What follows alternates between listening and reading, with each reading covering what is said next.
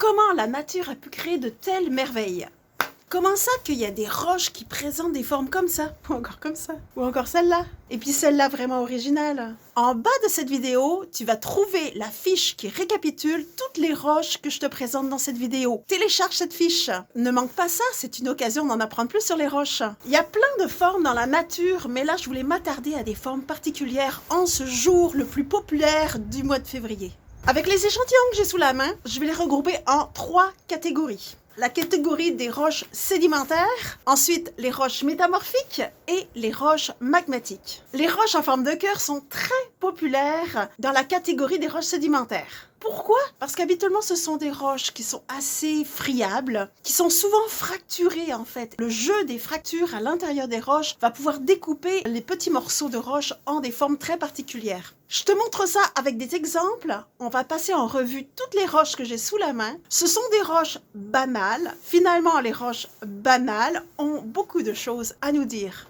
Je suis Anne-Sophie, géologue depuis plus de 20 ans au Québec. Abonne-toi à ma chaîne pour en savoir plus sur les roches et la géologie. Comme je l'ai mentionné, les roches sédimentaires sont très représentées dans la catégorie des roches en forme de cœur. Ou plutôt, on devrait dire, les roches en forme de cœur sont très représentées dans la catégorie des roches sédimentaires. Je me trouve dans les Appalaches au Québec. Les roches sédimentaires sont faciles à éroder, assez friables, assez fragiles au niveau de l'érosion. Première roche que je trouve vraiment intéressante, c'est un grès. C'est une roche qui est composée de grains de sable consolidés avec plus ou moins d'argile. Cette roche-là a subi une fracturation. Donc, on voit ici une grosse fracture composée de quartz. Et tu vois les petits trous ici, c'est parce qu'il y avait du carbonate qui s'est trouvé dissous. Ici, dans les Appalaches, les fractures sont souvent remplies par du quartz et du carbonate. Et le carbonate disparaît par dissolution. On voit ici que c'est cette fracture qui a permis de créer cette forme-là. Ensuite, on a un cœur ici qui est plus schisteux que précédemment. La schistosité, en fait, ce sont des plans de faiblesse qui sont dus à la compression sur la roche lors de la tectonique pour faire les chaînes des Appalaches. Et ici, je ne vois pas de fracture particulière. Ce schiste-là a l'air quand même assez intègre. Probablement que vu que là c'est bien droit, il devait y avoir une fracture, une diaclase qui a découpé cette facette et ensuite le reste s'est fait naturellement tout simplement quand le morceau est parti. Donc ça s'est découpé tranquillement tout simplement parce qu'il y avait déjà une cassure ici. Ce cœur-là, c'est un grès fin, donc comme je disais tout à l'heure, des petits grains de sable très très fins accompagnés par de l'argile. Et lui aussi, il est fracturé. On voit que cette face est assez droite. Et celle-là, eh bien, elle est courbée. Donc c'est la même histoire que celle précédente. Elle est fracturée. Alors ici, il devait y avoir une fracture. Il y en a une autre ici. Ici, ça a l'air droit aussi. Ces pierres-là sont souvent fracturées un petit peu dans tous les sens. Et finalement, avec l'érosion, les fractures lâchent. Les fractures s'ouvre. Celle-là, c'est un grès plus grossier que les précédents. On voit les petits grains de sable qui composent la roche. Je ne vois pas pour cette roche-là de fracture particulièrement. Oui, ici peut-être un petit plan de faiblesse. Étant donné que c'est beaucoup plus mince, ici, eh bien, juste en percutant d'autres roches, eh bien, il y a eu une fragilité, une forme qui s'est créée tout simplement par érosion, par percussion d'autres roches par-dessus ici. Quand on reste dans le grès, on a des grès de différentes couleurs, tout simplement parce que ce qui accompagne les grains de sable, ça peut être l'argile, ça peut être des oxydes. Pour ce morceau-là, je ne vois pas de plan de fracturation non plus. En fait, cette roche-là, comme la précédente, a dû être percutée par différentes roches sur ce plan-là, puis finalement, la forme finale ressemble à ça. Ce grès-là est particulier parce qu'on voit un pli. C'est ce qui arrive souvent dans les roches sédimentaires. Ici, dans les Appalaches, elles ont été compressées et beaucoup de plis se retrouvent dans les massifs rocheux. On peut voir certains plis dans les roches. Donc ici, il est marqué par une composition qui est un peu différente. Il a l'air d'avoir été cassé récemment, parce que là, cette partie-là a été moussée. Il s'est retrouvé cassé très récemment. Dans le pli, en fait, on voit ici une ligne droite. On voit un pli ici.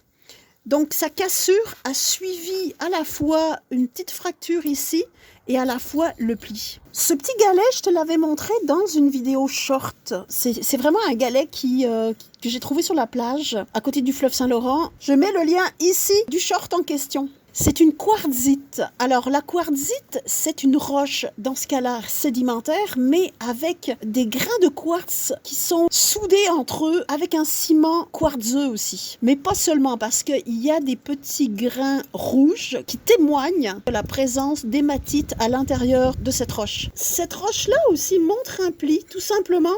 L'érosion de ce petit galet-là en forme de cœur a suivi la forme du pli. Celui-là aussi, c'est une quartzite. J'ai fait une vidéo short que tu te retrouveras ici. Il y a une petite variation géochimique ici parce qu'il y a 2 couleurs. Et puis c'est la même chose. Il a été façonné en forme de cœur, tout simplement parce qu'on voit des petites fractures qui sont des plans de faiblesse de cette roche-là. Dans cette direction-là et dans cette direction-là. Ce cœur-là est vraiment sensationnel. Tu vas pouvoir trouver la vidéo où j'en parle ici. Je te mets le lien ici. Ce cœur-là a une fracturation assez intense. Je l'avais mis dans mon Tumblr et finalement, je l'ai retiré. Je n'ai pas complété le polissage par la suite parce que j'avais peur qu'il casse selon les plans de fracture. Donc ce cœur-là, il est vraiment incroyable. Il est quasiment bréchifié en fait. Voici un cœur très mince. C'est un grès schisteux, en fait, des grains de sable avec beaucoup d'argile qui se sont consolidés entre eux. Encore là, on retrouve un plan de fracture comme ça. On trouve un plan de faiblesse ici. Mais cette forme-là ondulée, c'est tout à fait le hasard qui l'a créée. Ce cœur-là possède énormément de fractures comme ça. Pourtant, ces fractures-là ne sont pas représentées dans cette forme-là. C'est un grès fin aussi, avec beaucoup d'argile. Tout ça consolidé, évidemment. C'est un grès fin argileux, schisteux. Donc, on a un plan de schistosité comme ça. Et puis finalement, on voit qu'il y a un plan de faiblesse comme ça. Ce plan de faiblesse a fait détacher des morceaux de roche. Le reste s'est érodé en une forme qui suivait plus ou moins des plans de faiblesse de la roche. Encore un beau petit grès qui est très fracturé. Et là, la forme est moins évidente. Il ressemble plus à un triangle, mais finalement, avec un petit creux ici au milieu, on peut l'apparenter à un cœur. Belle fracturation de quartz et carbonate. Beau petit grès avec un réseau de fracturation de quartz et carbonate. Puis on voit les trous ici. Le carbonate s'est dissous lors du transport dans les cours d'eau. C'est un grès aussi. Comme le précédent, la forme n'est pas si évidente, mais on peut imaginer quand même la forme d'un cœur. Le grès est fin. Il possède des fractures, mais la forme en cœur ne suit pas le réseau de fracturation qu'on voit dans cette roche. Ça, c'est un grès fin aussi, qui est schisteux. On voit un plan de schistosité ici. Alors, pourquoi cette forme de cœur? Bon, c'est pas si évident que ça. Probablement que les plans ici représentent des plans de faiblesse de la roche, mais je n'aperçois pas d'autres témoins de ces plans de faiblesse.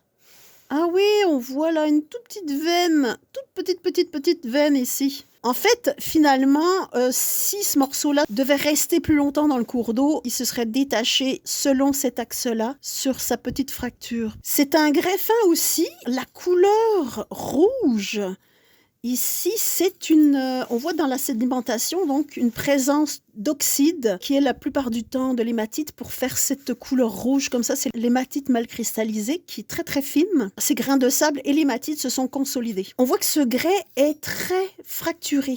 La fracturation a amené des micro-brèches ici. Donc cette forme-là, qui n'est pas si évidente non plus pour celui-là. Ce côté-là, c'est un côté qui a été arraché à cause de la présence de la fracture. Beau petit grès ici. Je peux pas dire grand-chose là-dessus, à part que les plans de sédimentation sont comme ça.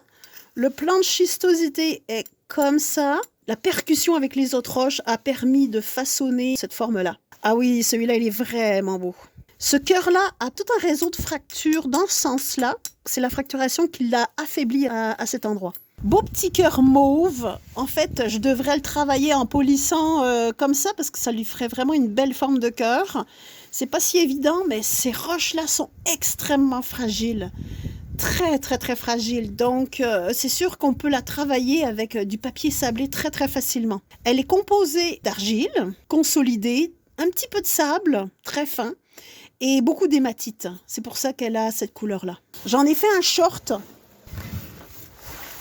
Tu vas pouvoir voir le lien de la vidéo ici. Et aussi, tu vas avoir le lien d'une vidéo que j'ai faite sur les roches métamorphiques qui sont utilisées pour la conception des bâtiments. Alors, Les roches magmatiques, on voit une orientation et une alternance de niveaux clairs et de niveaux foncés. Ça, c'est vraiment typique des roches magmatiques. Très beau morceau. Je l'ai découvert dans la forêt. Je les trouve très belle, cette roche métamorphique en forme de cœur. Enfin, voici un granit. On a ici une alternance de minéraux clairs et de minéraux noirs, mais c'est pas si évident sur toutes les faces. On voit ici que c'est quand même une composition granitique, donc on a du quartz, du feldspath. Les minéraux noirs sont représentés par des amphiboles et pyroxènes. Cette roche-là, j'ai découverte sur la plage au bord du fleuve. Elle était enfouie, il y avait plein de roches autour. J'ai vu qu'elle avait vraiment la forme d'un cœur. Merci d'être resté jusqu'à la fin. N'oublie pas de télécharger ta fiche récapitulatrice. Abonne-toi si ce n'est pas déjà fait. Et à très bientôt pour d'autres aventures minérales.